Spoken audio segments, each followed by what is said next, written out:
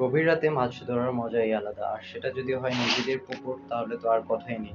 আসসালামু আলাইকুম এভরিওয়ান, কেমন আছেন সবাই? মামা ভাইগনাস এগুলোতে আপনাদের স্বাগত।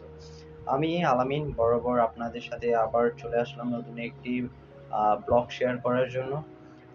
আপনারা তো ইতিমধ্যেই জেনে গেছেন আমরা এগ্রো প্রজেক্ট করছি। মুরগি খামার আছে, মাছের ঘের আছে আমাদের। সো আমরা দ্বিতীয় বার মাছ ধরার জন্য আবার রেডি হয়ে গেলাম।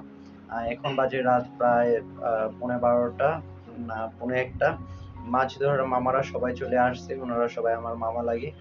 তো ওনারা সবাই জালগুলো নিয়ে আসছে, এখন জালগুলো নিয়ে পুকুর পাড়ে যাবে। সো মাছ ধরার জন্য কয়েকটা বিষয় ফলো করতে হবে। আগে আপনাকে সবচেয়ে মেইন জিনিস হলো মাছের বাজারটা কেমন সেটা আগে দেখা, তারপর পুকুরের কন্ডিশনটা দেখা, মাছগুলোর সাইজ কিরকম হয়েছে সেটা দেখা, মাছগুলা বিক্রি করলে আপনার লাভ বা লস হবে কিনা সেই জিনিসটাও ভেবে চিন্তে দেখার দরকার। সো আমরা আমাদের যেই টার্গেট ছিল মাছগুলো আমাদের পর্যাপ্ত পরিমাণ বড় হয়েছে, যার কারণে আমরা দ্বিতীয়বারের মতো মাছ ধরতে প্রস্তুতি নেওয়া শুরু করলাম। সো হোসেন মামা কয়েকদিন ধরে ডিসাইড করলো মাছ ধরা দরকার। সো উনি আমাকে আর আশিককে বললো তোমরাও চলে আসো, মাছ ধরলে মজা হবে। সো আর আপনাদের একটা জিনিস বলে রাখি, মাছ ধরতে মাছ দেখতে আমার বিশেষ করে আমার আর হোসেন মামার খুব ভালো লাগে। হোসেন মামা আর আমি আগে ছোটবেলায় খুব মাছ ধরতাম একসাথে। তো সেই জিনিসগুলা আজকে কয়েকদিন ধরে মাছের আম, এই পুকুরে মাছ চাষ করার কারণে আমরা যখনই রাত্রে মাছ ধরতে যাই তখনই একটা নস্টালজিয়া একটা ফিল হয়। সো অনেক ইমোশনাল হয়ে যাচ্ছিলাম আমি মাছগুলো দেখে। এই পানি, এই সুন্দর একটা গ্রান, মাটির সাথে পানির সাথে বাতাসের সাথে যে একটা সম্পর্ক, আম, এই ফার্মিং জিনিসটা খুব আহ, মানুষের জীবনের খুব একটা ইম্পর্টেন্ট একটা পার্ট। যাদের জীবনে এই জিনিসটা এসেছে তারাই বুঝতে পারবে মাছ চাষ করা, প্রকৃতির সাথে মিশে থাকা কত বড় যে একটা নিয়ামত, সেটা তারাই বুঝবে। সো আমি চেষ্টা করি সবসময় প্রকৃতি এবং এই মাটি এ প্রকৃতির সাথে মিশে থাকতে। সো মাছ ধরা জাল প্রায় টানা শেষ। মাছগুলো এখন আহ, দুই ভাগ করবে। একসাথে তো সবগুলা মাছই বাছাই করা যাবে না, কারণ একসাথে ছোট বড় সব মাছ জালে চলে এসেছে। তো আমরা ছোট মাছগুলো ছেড়ে দেবো, আর বড়গুলো আমরা বাজারের জন্য নেওয়ার জন্য আলাদা ড্রামে রাখবো। ড্রামে রেখে তারপর ট্রাকে তুলবো আর কি মাছগুলো। তো আপনারা দেখতেই পাচ্ছেন মাছগুলো কিরকম, অনেক মাছ উঠেছে জালে। তো আমরা এবার অনেক মাছ উঠেছে, তার কারণে আমরা 2-3 ভাগ করে তারপরে আহ মাছগুলো আমরা নেব। আশিক মাছগুলো দেখে খুশি, আমিও মোটামুটি অনেক খুশি মাছগুলো দেখে। আর হুসেন মামা এত মাছ দেখে আহ, সে একবারে পানিতে নিচে নেমেই গেছে। তো আজকে আমরা আমি আমারও পানি নামতে খুব শখ ছিল, কিন্তু জামা কাপড় তেমন আনা হয় নাই, যার কারণে পানিতে নামবো না। আর রাত তো অনেক হয়ে গেছে, তাই এর কারণে আর নামবো না। আহ এখানে রুল আমিন আছে, রুল আমিন হোসেন আমাকে অনেক হেল্প করে। আহ, এখন জালটা খোলা হবে। জাল খোলার পর মাছগুলো আমরা একে একে দেখে দেখে বাছাই করবো, বড় বড় সাইজ গুলো।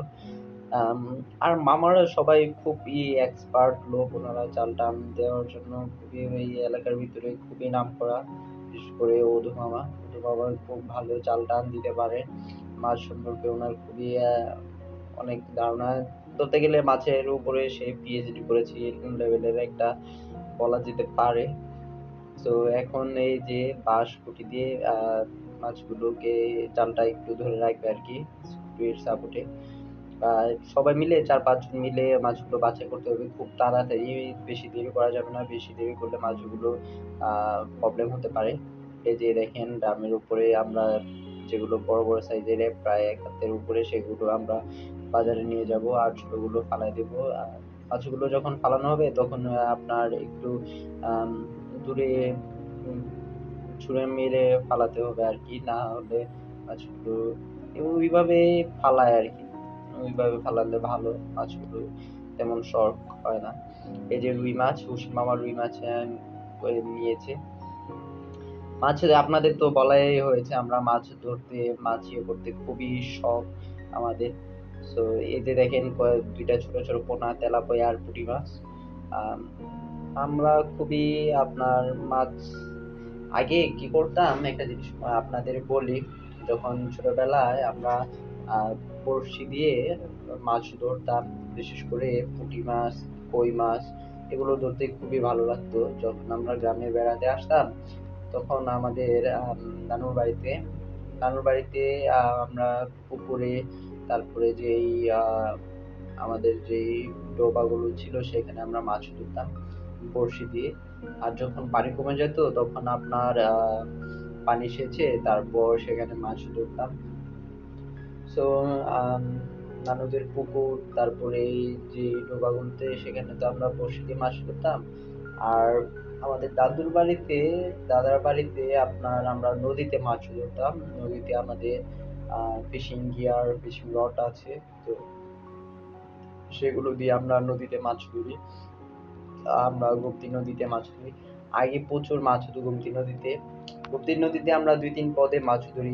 এক হলো ফিশিং রড, তারপর হলো জাল, কুনি জাল, আমাদের ইয়াতে বলো কুনি জাল। কুনি জাল দিয়ে যখন পানিতে অনেক ইয়া থাকে, মানে আপনার জোয়ার থাকে, তখন আপনার এই জাল খেয়াল দিলে হয়। তারপরে আপনার নদীতে ডুবিয়ে ডুবিয়ে মাছও ধরা হয়। সো সেটাই, সেই গল্পটা অন্য একদিন বলবো। সো আমাদের মাছগুলা কালেকশন করা শেষ, এখন গাড়িতে লোড করে আমরা যাব চান্দিনা বাজারে। চান্দিনা বাজারে মাছের মোটামুটি ভালোই দাম পাওয়া যায়। আর এখন প্রায় ফজরের ওয়াক্ত। আর আকাশের ওয়েদারটা দেখতে পাচ্ছেন কি সুন্দর একটা ওয়েদার। ওয়েদারটা দেখে আমি আর আশিক আর নুরুল আমিন আমরা সবাই বিস্মিত হয়ে গেছি ওয়েদারটা দেখে। এরকম তো সচরাচর দেখা যায় না, কারণ সবসময় তো ফজরের সময় এরকম ইয়া হয় না, কারণ আমরা তো ঢাকাতে থাকি।